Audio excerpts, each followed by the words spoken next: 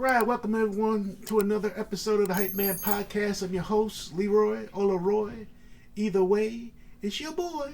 And I'm here today with Heather to give you guys the full episode of Complicated Migraines. About a few weeks or a month ago or so was the preview up to that. So we're going to give you guys the full version of this episode. Yep. So. Okay, so when we did a brief version of it, I'll still be reading over some notes, but then Leroy will also chime in as needed on his end, because Leroy is a big part of Migraine Journey, and he often lets me know when certain triggers or things like that, when I don't see it ahead of time. Like, you'll let me know, like, hey, think something's coming, or are you okay, that sort of thing. So complex migraines can also be called complicated migraines or classical migraines. There's 3 different names out there for this, and it can be confusing, but it's all the same thing. According to some research that I did, complicated migraines is not necessarily used in the medical community as much anymore, so it's kind of like an outdated term. So there might be some doctors who still are on that bandwagon where they might use it, but then there's some who may not. So what do they use besides complicated migraines? Complex migraines? Okay. Complex migraines, or you might hear the term classical migraines. I haven't heard that one yet. I've heard the other two, but not classical. Yeah. But, okay. So complex migraine is often confused with a stroke, which is alarming and scary if this is your first time hearing it. And don't worry, we'll give you some of the rundown, the basics, and just, be mindful that everyone is different. You may not have the same symptoms as I do or somebody else does, so we'll just keep it at that. Even though it might be confused with stroke, though it actually typically refers to migraine with aura or migraine without aura. So auras are like flashy stars, zigzagging lines, lightning bolts that you see in your eyes for a few seconds, maybe a couple minutes. Sometimes people might lose their vision for a little bit with auras. There might be other varying symptoms with auras, like that's a whole nother conversation, if you will, with another podcast of what auras look like, auras don't look like. But those are some examples for auras. And for complex migraines, you typically get all 4 stages of migraines. So there's 4 stages with migraines, which is prodrome. Trying to think. There's prodrome, there is 3 other ones, and I'm pulling a brain fart only because I'm in a migraine. We'll have to post those in a little something. Yeah, we've people got... for the ones that have been following our journey, migraine. There's other, I can pull the same graphics that we used from previous ones to show you the stages of the auras and what they represent. Yes, so. Thank you. But yeah, currently in a migraine today, so if you see me fumbling a bit using the word that's where I'm at. So you'd basically get all 4 stages of the migraines instead of some other migraines. You may not get all stages, and that's okay. You might see articles say, or when you're reading,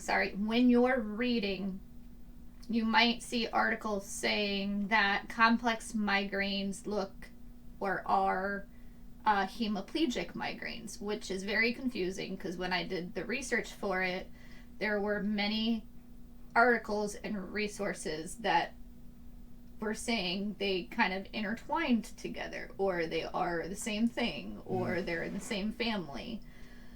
However, when I looked at those articles, they weren't really reliable sources or legit sources, so I was confused, and I of course, reached out to my neurologist afterwards, but I wanted to go basically over the little bit that I read here, and then we can compare what my neurologist said. Okay. So, here it says, complex migraine can also be the same as familial hemiplegic migraine, which is hemiplegic migraines that run in your family. And however, the hemiplegic migraine is like you are having a stroke, facial droop, speech issues, numbness, tingling in the face, arms or legs, etc. Overall, the migraine involves more neurological conditions versus just the pain, light, sound issues, and nausea. And this one we'll touch base at another podcast because I also have hemiplegic migraines. Mm-hmm. And I don't have familial hemiplegic migraines, but I do have hemiplegic migraine as well.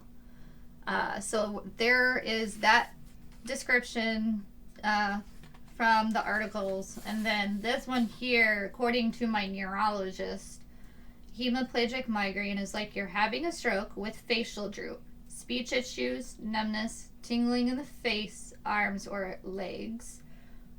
And a lot of times, and I'll go into that in a different, let me backtrack. Whereas complex migraines, you can have similar symptoms, but it's not acting like a stroke. Does that make sense? Similar symptoms, but you're not having. It's not acting like a stroke. So that's complex. That's complex migraines. Yes. Okay.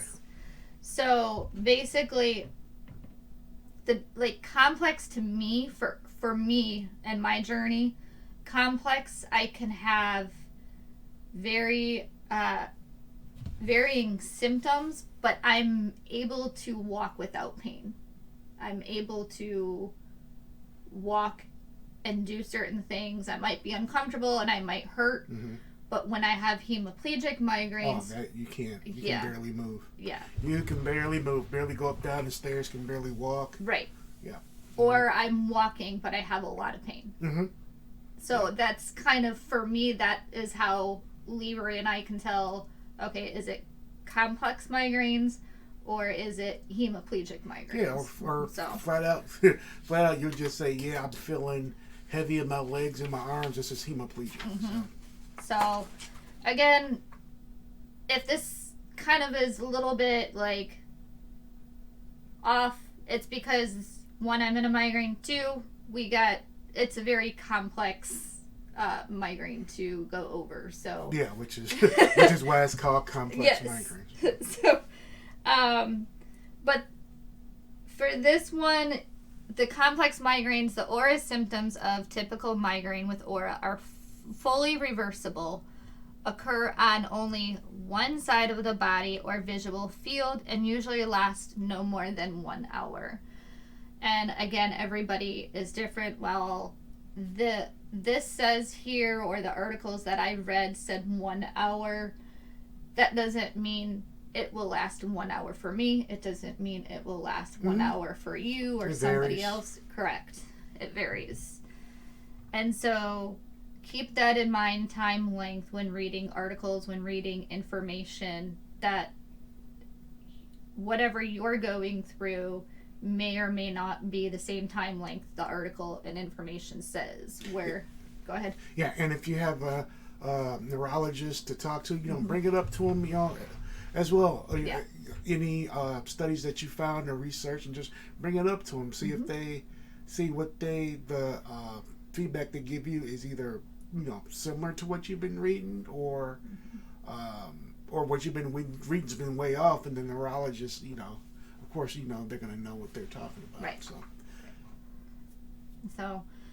So some of the symptoms for auras that here, visual symptoms, seeing bright spots, zigzag lines, or lights. Sensory symptoms, which are numbness, tingling that develops on one side of the face or spreads down the arm. I do get sensory symptoms like tingling in the back of my head, mm-hmm. and it's very strange. It's very weird. And it doesn't hurt. It's very strange. And so we have also speech symptoms, which is trouble finding words, slurring words, or mixing up your words. And that is also me. Mm-hmm. A lot of times people won't know what I'm talking about. Right. But really the only one who may It's is... me. Yeah. So complex migraines is migraines that causes atypical stroke-like symptoms. This aura often lasts longer than it does for people who have other types of migraines. So here, just because I said stroke-like symptoms, it's stroke-like. It's not saying it is a stroke. Mm-hmm. So just kind of going over that because someone may be confused at what stroke-like means. So, and you will most likely get tested for a brain tumor. You will most likely get tested for strokes. You will most likely get tested for MS, and which is multiple sclerosis. Mm-hmm. Just to rule out other medical causes. And it is really important that if you feel like this is some of you, or as you read into it, like Leroy said, talk to your neurologist and see what can be done or what needs to be done. And always, medically rule out some other medical issues, if anything. If you have this type, you are also greater risk for stroke. And let me tell you, when my neurologist told that to me in the very beginning of all this, that had me a little panicked, a little concerned. Just because it's scary when you hear the word stroke. Mm-hmm. You're like, oh crap, what do I do? Like, do I have to live differently? Do I have to, and she's like, nope, you continue living the way you are. Take your medications daily, take your supplements daily. Just, be mindful of stroke symptoms and, make sure that you note and track anything down in your migraine log, which is what I do. And if I don't have it with me, I do a text message to Leroy. Mm-hmm. Or, and when you do that, I don't respond. I know that's just you doing your reminder to yourself instead of not being able to write it down, but just to put it in your phone, send it to me. But then when you look through your text, you're like, oh, yeah, here it is. Yeah. Oh, yeah. And then for me, I also do it as a safety net for him. So that way, if he is at work, either at working from home or working in the office, when he's done with work, he knows what to expect at the end of his working day. So that way it can be like, oh, she had a rough day. She had a rough, morning. Mm-hmm. She had a rough night. So that's another reason why I do it. I don't just do it for my migraine log, but it's to be like, hey, just a heads up, I'm having a hard day, a hard moment. Yeah. And I might be irritable, I might be in pain. If I am, then, we're very cautious in how we do things just because of the irritability that I have. Right. And that's okay, but we're trying to work through that and figure out this migraine journey for both him and I. Mm-hmm. And seeing what works, seeing what doesn't work. Yeah. So I don't know if those text messages help you as far as a safety net, kind of like alerting and being hey. He's at the end of the day before I either sign off or I'm driving on my way home. Before I get in the car to head home, I'll look and see if you're having a good day, if you're not, or what type of migraine you're having, right. And then I'll know. Okay, I know how to approach this. And then, yeah. And it's not a bad thing. It's just being fair to your spouse. It's being fair to your partner. It's being fair to being like, hey, you don't know what kind of working day your partner's had or your spouse has had. They could have had a terrible day just as well. When you don't want them to come home to like, oh my God, what's going to happen, in the migraine lifestyle. And it's not all bad. It's just kind of prepping, it's me prepping my husband. It's me kind of alerting him and saying, hey, I'm in pain or having a bad day. Mm-hmm. And it's not necessarily what he needs to do for me, but just kind of, hey, this is a heads up. Mm-hmm. So, and that may or may not be something you may or may want to invest with your partner or your spouse. I don't know, but that's kind of what works for us too. So, complex migraines may include the following symptoms, and then I will give the symptoms that I have, and then Leroy can also chime in as well with what he is aware of. Okay. Here, complex migraine symptoms may include visual symptoms such as loss of vision, vision changes, or double vision. Neurological symptoms such as weakness on one side of the body or difficult speaking. Vision changes include blind spots, bright flashes, or light, or double vision, which is kind of The same, the one you said before. Yeah, but it added a little bit more like blind spots. Yeah, and there's been times when you like, oh yeah, I see two of you. Yeah. Like, all right. Yeah. Okay. Or I've lost my vision, for example, where this was recent, like 2 weeks ago. Leroy was sitting in a favorite chair of his. I saw the outline of the chair, but I couldn't see Leroy. I could hear him, but I couldn't see him. So I knew where you were, but yeah. Got it. And it didn't last long. It was there, but it didn't last long. And then changes in your ability to think clearly, which is kind of happening a little bit for me today. Like, I noticed I'm having a hard time thinking clearly. So part of what you're seeing here in this podcast, you know, and that's why this is a great example, right? Difficulty speaking clearly, difficulty forming words or trying to find words. Yeah. Weakness on one side of your body that ranges from mild to severe. Nausea, sensitivity to light and sound. Throbbing, intense headache, pain. Can be on one side or it can be on both sides. It can move all around. It can be in the back of your head. And then there is vomiting, trouble understanding simple statements, you know, from somebody you live with or at work. Like, that's difficult. And trust me, there's people out there who work with migraines, and that if you are able to, then that's awesome. And I have colleagues that I work with that have migraines. So. And there's many people who do have to, you know, and again, like, it's not saying that you can't work with migraines. Some people may not be able to work with migraines like me, but at the same time, there are people who can work with migraines. But keep in mind, when we're going over these, like, you may be at work and you might be experiencing your colleague or somebody, like, see what you can do to help them. See if there's anything that they need from their work bag or their purse, right? Like, or something from the kitchen? From the kitchen area. Or if your building has a cafe. You know, so. Or break room.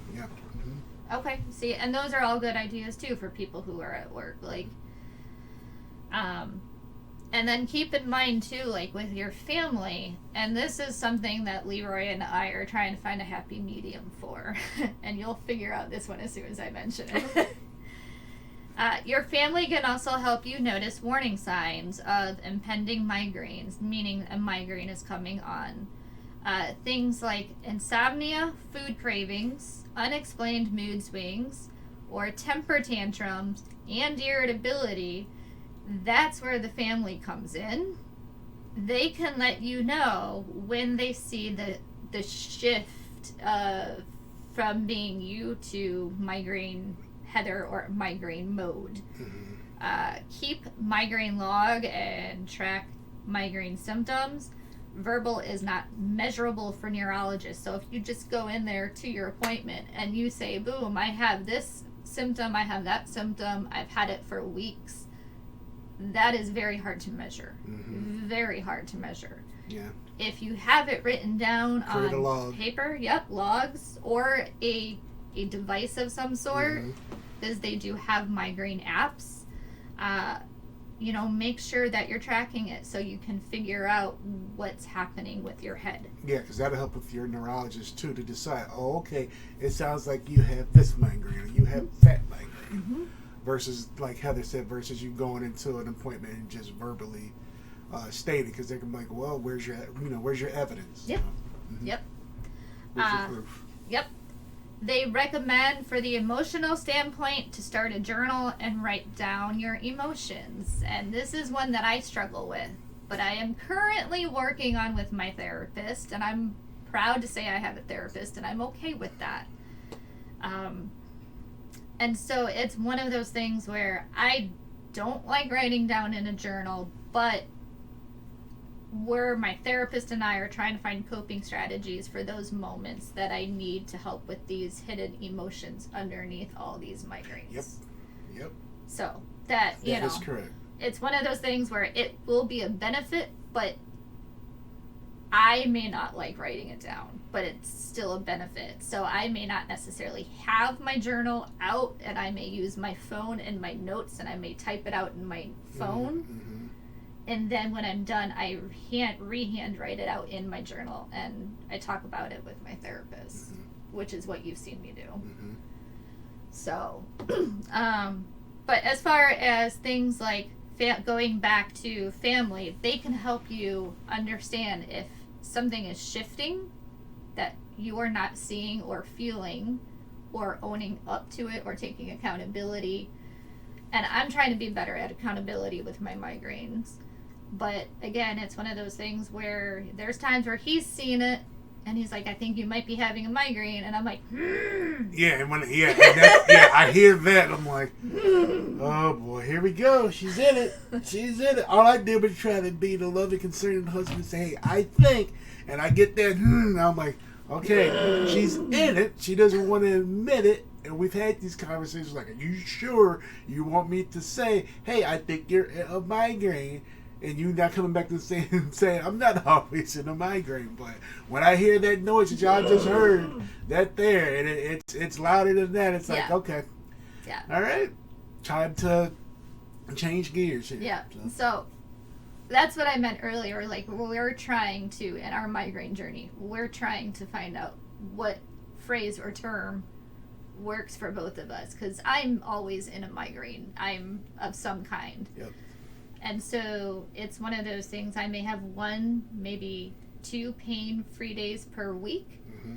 So my head is always shifting with some type of migraine. And so when he tells me, I think you're in a migraine, I'm just like, and trust me, I haven't been saying that repeatedly or often enough because I want her to also figure those points out too when she's in it and be honest. Like, I asked Heather to be accountable and be honest with yourself when you're in a migraine and you can't do X and you can't do Y. Let me do X and Y for you. Like, that's one of the things that she battles with. She battles with herself on. It's not accepting the fact she's in a migraine, or it's already here and it's already come on strong and she's still trying to do X, Y, and Z. And she finds herself struggling with X, Y, and Z, and she's not able to do it, which also, again, with the mood, ramps that up.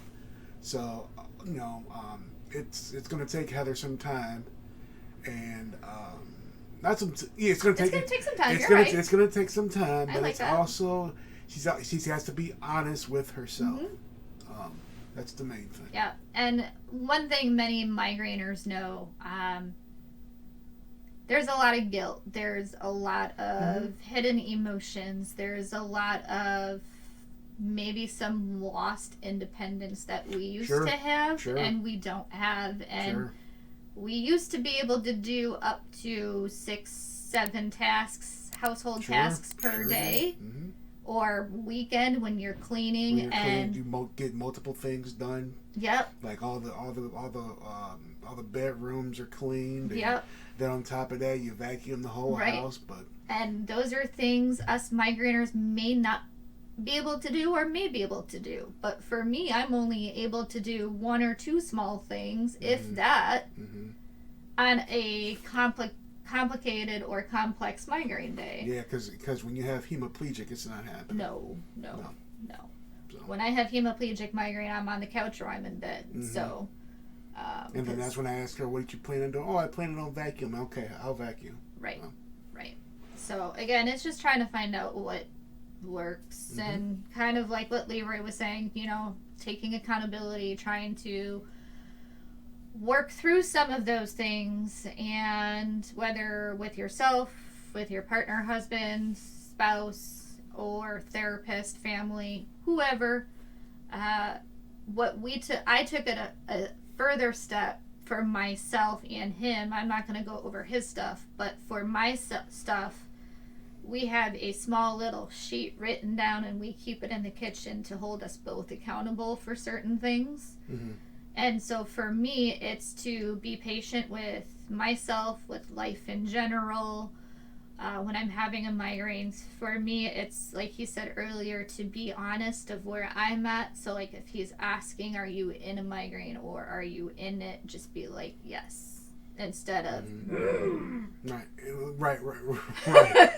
I'm so used to that noise.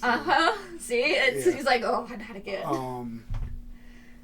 So for me, like, I was gonna say, but yeah, you know, so for me, like that stuff, like, you know, or if he just asks in general, like, how are you doing? Mm-hmm. Like, I have to be honest mm-hmm. with that instead of, I'm in a migraine, migraine, but I'm not going to tell you. Or like, he knows. I've got head pressure in the back of the head, then it moves to the top of the head, then it's right above the eyes.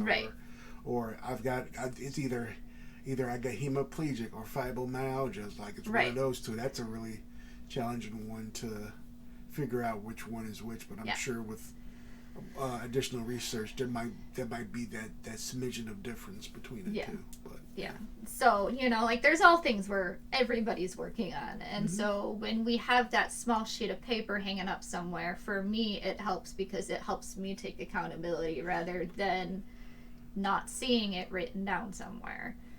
And no, we did not sign it. It's not one of those things. It's just, you know, a reminder. Just a reminder. Yes. Yeah. And so, you know, triggers for complex migraines may include, but are not limited to. So keep these in mind when you have a loved one who might be suffering or going through this, or you're going through this. Eating certain foods. Sometimes the spices, the flavors, that might be a bit too much. Exercise or even physical exertion. So sometimes gardening work, maybe carrying a laundry basket that's really heavy. Sometimes doing simple yoga stretches. Sometimes just walking, maybe walking your animals. Like, I might want to go for a block walk with him, but it seems a very daunting task, and it seems like a mile for me. And sometimes I just have to be like, yep, and I may have to sit this one out. I'm not to sit this one out. I'm like, be honest with me. Yep. Because otherwise this is not going to be enjoyable for you or me. So. Right. And I'm okay with him saying these things because this is a learning curve not only for him and I, but this is a learning curve for everybody. So I want him to be honest in these podcasts because it's also going to help spouses out. It's also going to help families out. So it's, you know, our journey together, but still helping whoever else is listening. Right. Excessive sleep can also be a trigger. So if you're sleeping too much. Sleeping too much, get up. Yep. Get up. Yep. Exposure to extremely bright lights, like these two things. Yeah, that's I asked her before we started. She wanted her migraine glasses. She said, "No, I wanna show them what I look like when I'm in a migraine." So I may pay it a little bit later, but again, from time to time, I will want to not wear them because when I'm wearing my migraine glasses, you can't see like the tension in the forehead, the eyes, eye drooping. Yeah, you can't see like some of like. Sometimes you'll see the dark spots. You might see a pale face. You know, so like there's those things, and it's really hard to tell sometimes with those on. Yeah. But they do help me when there's fluorescent those lights. Things. So I'm not necessarily looking up. Right. There is also lack of sleep. That is a big one for me. Yeah. And that is not done by purpose, but, you know, when our bodies can't sleep, it's really hard. And for me, that is a huge trigger. Huge trigger. Yeah. Smelling strong smells can be a trigger. Yeah. So shopping might be a trigger, like coffee aisles, candles, perfume scents, cologne scents. Maybe when you go down the laundry detergent aisles. Yeah. So, those are some examples. And so for me, in our journey, he does the cooking now because migraines have become too severe for me. Yep. So, and it's not saying I can't do it. I know how to do it. But a lot of times when we're cooking, I get brain fog. Yep. I forget what needs to be done and what tasks. Mm-hmm. Sometimes my migraines won't allow me to open up something with my hands because my migraine pain is also in my hands. Yeah. And then sometimes I can't focus. And then you've also got the delicious smells, but when you're having a migraine, they don't smell delicious. No, they don't smell delicious. Yeah, it's like I had to go upstairs because you were cooking whatever it is, and it was just making me nauseous.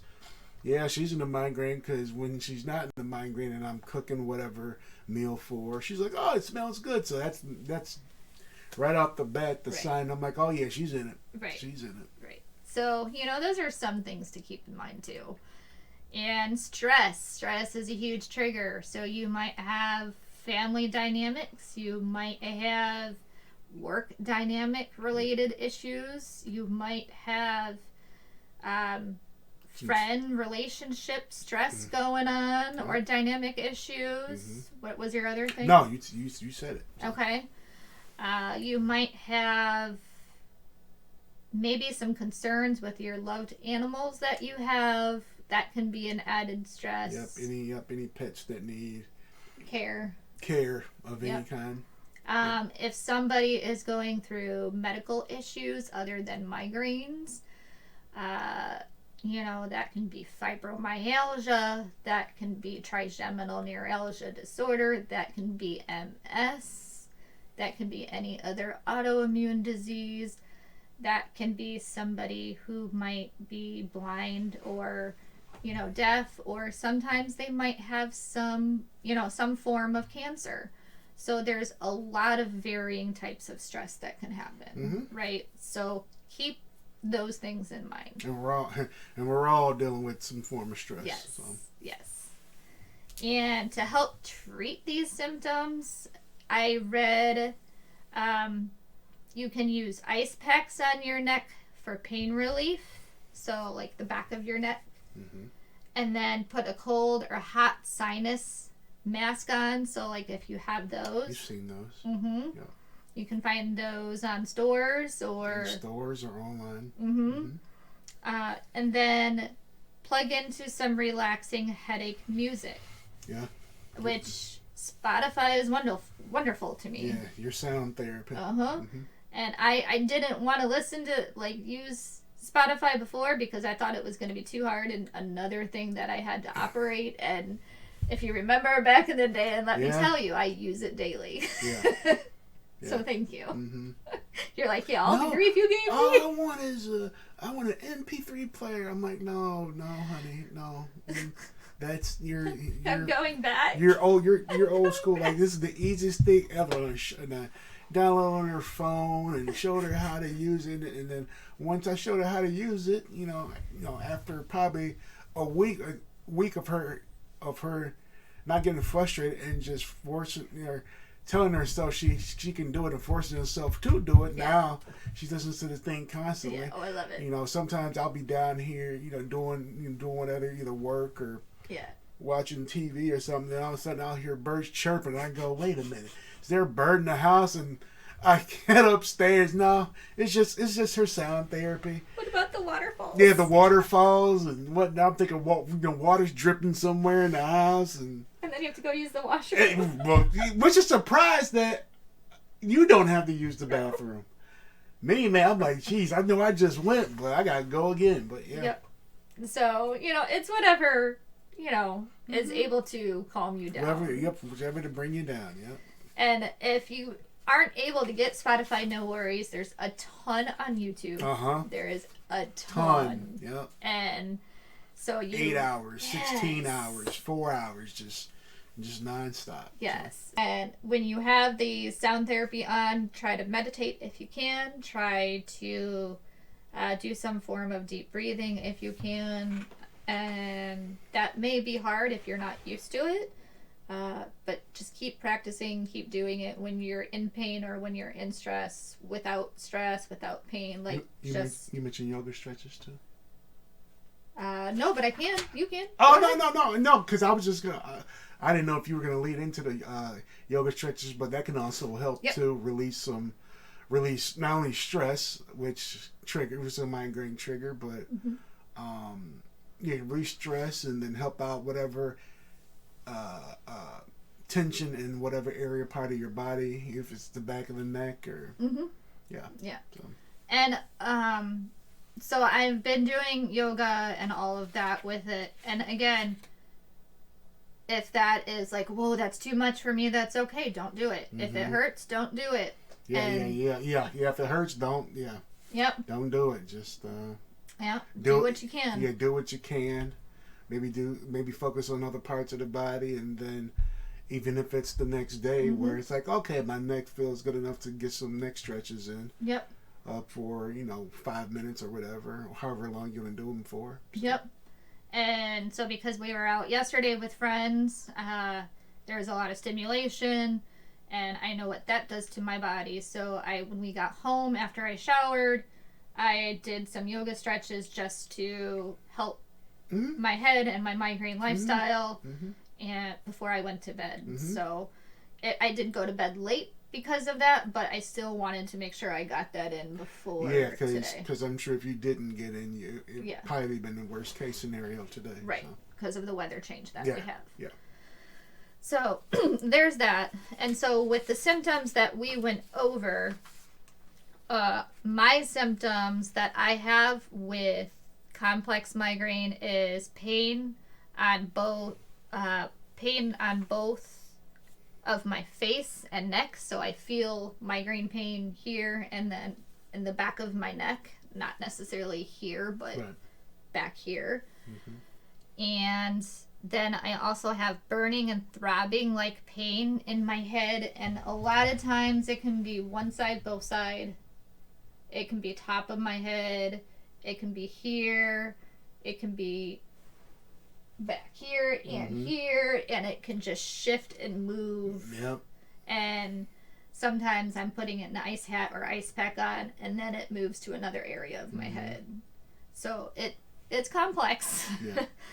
And bright, vibrant colors tend to also hurt when I'm in these like Disney movies. Or yeah.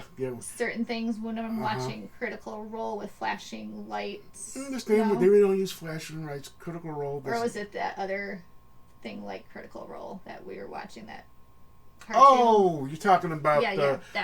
You're talking about Vox Machina, which is based off the Critical Role game. Thank you. Anything with anything Pixar, Disney, anything that's as long as we're imagining. That's anime. Oh, sorry. Sorry about that. I'll cut that part out. Anything. Anything Pixar, Disney, flashing lights, stuff that is moving around really fast. Heather tends to let's wait until maybe I feel better, maybe tomorrow or sometime during the week.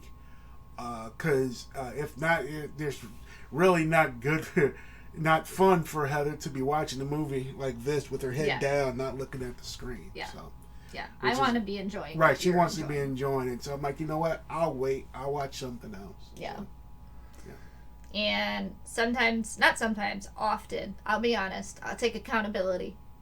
Often, I'll have irritability, unexplained mood swings, adult tantrums, if you will, if that's a thing for people. But for me, it is in these migraines, and that's something I'm working on improving, but it's really hard because it's a migraine symptom.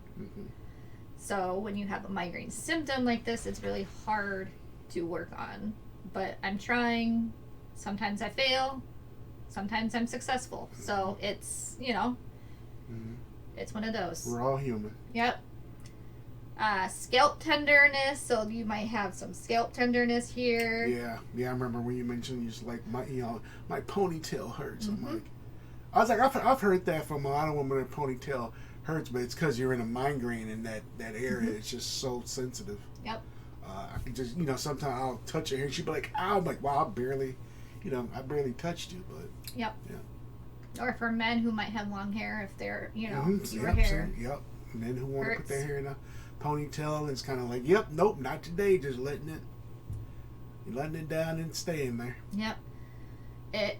I also feel it in my arms. I feel it heavy, and I feel in pain, and then I also feel migraine pain in my arms with complex migraines. Just the heaviness, just the pain. And then I also might have some muscle spasms along with it. So, like, my body is just twitching. And so there's that with my symptoms for complex migraines. And then there is also, if you have a family history of complex migraines, you're more at risk to developing this type, which is interesting because as far as we know, none of my family members have this type. No. But that doesn't mean your ancestors. That Right. doesn't mean down the family line. Yeah, yep, down your family tree. Yep.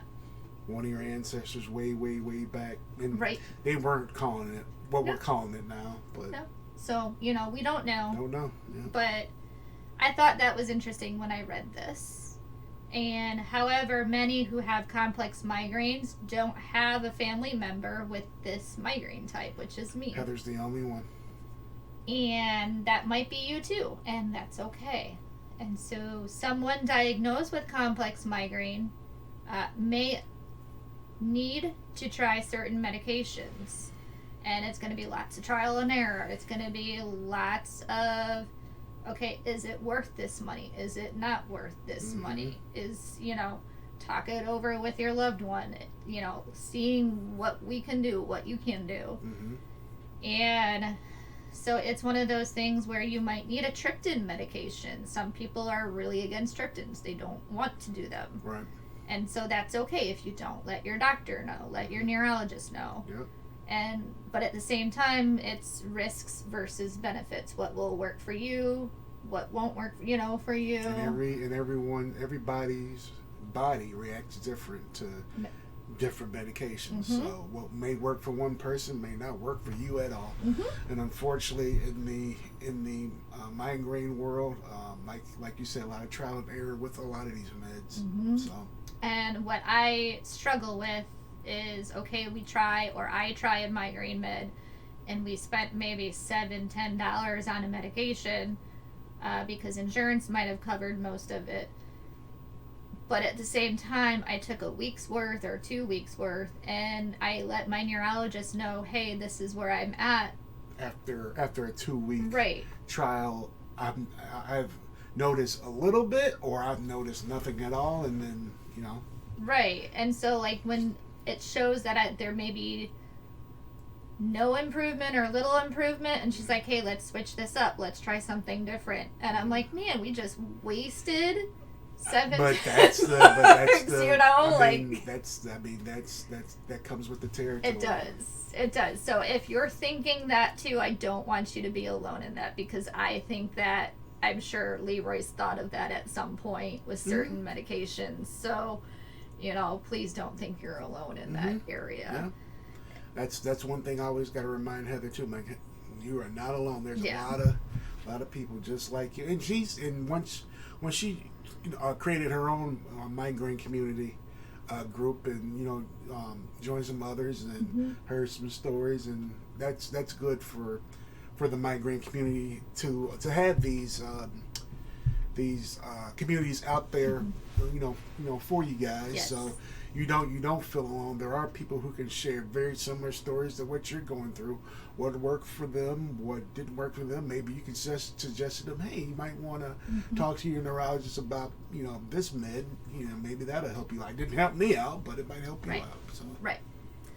And then, so there is that, and then, but if you have hemiplegic migraine, they are saying triptans necessarily won't help those with hemiplegic migraines. So keep that in mind.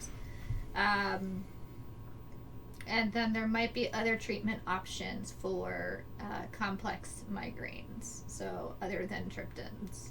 So, just keep in mind, as I said before, this is a very complex migraine type, and sometimes it's hard to make sense of, sometimes it's not, and, when you're kind of in the beginning stages of a migraine like I am, sometimes the thought process isn't there when I'd like it to be. Yeah. So yeah. I do see it written down here, but at the same time, the thought process, isn't necessarily coming out. Like I tried with those 4 stages. Yeah. And I know them very well. Yeah, you do. And I'll put the graphic I up. couldn't do it. Yeah. No And worries. I still can't. Yeah. And I'm okay with that, but it's, brain fog. Or brain farts, whatever you want to call it. Yeah. So that's complex migraines, and that's how we are working through our migraine journey. That is correct. Are learning to adapt and trying to find ways between my therapist and between my neurologist. So yeah, you got to be flexible. Yeah.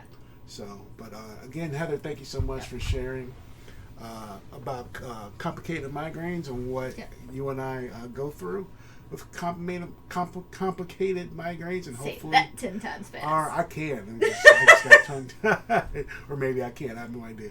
But hopefully this episode helped you guys get a better understanding of complicated migraines, and maybe some of the tips that Heather and I shared, some tips and what complex migraines are and how we deal with complex migraines ourselves. So, yeah. But yeah, and thank you, Heather, so much.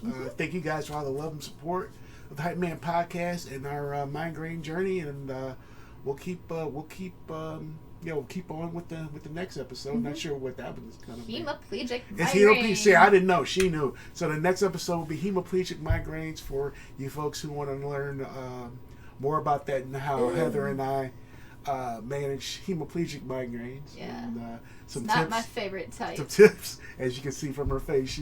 This will be one where she'll definitely do a great job of explaining. So, all right, guys, thank you so much. Thank you for all the love and support of the Hype Man podcast. The next episode will be hemiplegic. No, right? Yeah, hemiplegic migraines. Sorry about that, guys. Again, have a great day. Have a great night. And take care, guys. Have a good one. Bye-bye.